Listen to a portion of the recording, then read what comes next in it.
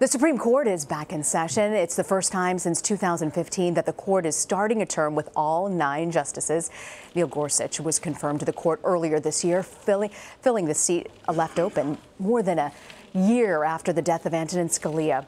Here's how Associate Justice Ruth Bader Ginsburg previewed the term. There's only one prediction that's entirely safe about the upcoming term, and that is it will be momentous. Momentous. CBS News Justice reporter Paula Reid is in our Washington bureau to preview the major cases. Okay, Paula, so the first major case will be about voting rights. What are they being asked to decide? That's right. Today, the Supreme Court is hearing arguments about how voting districts are drawn in the state of Wisconsin. In that state, Democratic voters say that the Republicans in power drew the maps to keep Republicans in power in a state that is otherwise pretty evenly divided.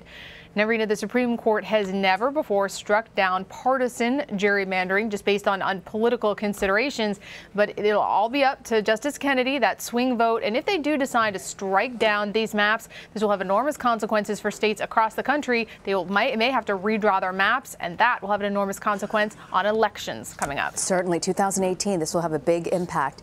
I want to ask you also, there's so much talk right now in the news about gun control.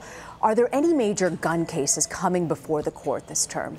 No, it's been about 7 years since the last time the Supremes took up a major Second Amendment case. Now, they had at least 2 big cases they could have taken up. One was a challenge to restrictions in the state of California about who can carry a concealed weapon in public.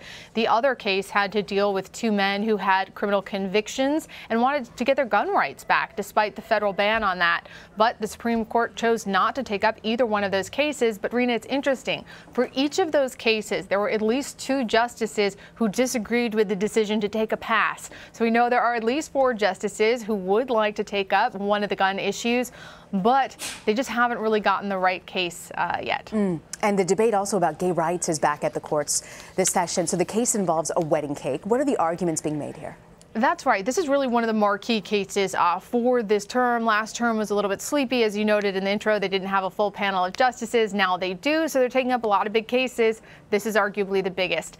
In this case, a baker in Colorado refused to make a wedding cake for a same-sex couple, saying that that violated his religious beliefs. But the state said that what he did was violating an anti-discrimination clause. So he is now before the Supreme Court, and his argument is actually very interesting. He is saying this is a First Amendment violation because he argues that each cake is a creation, it's a piece of art, and if the state forces him to put forth a message that he disagrees with, that's a violation of his First Amendment.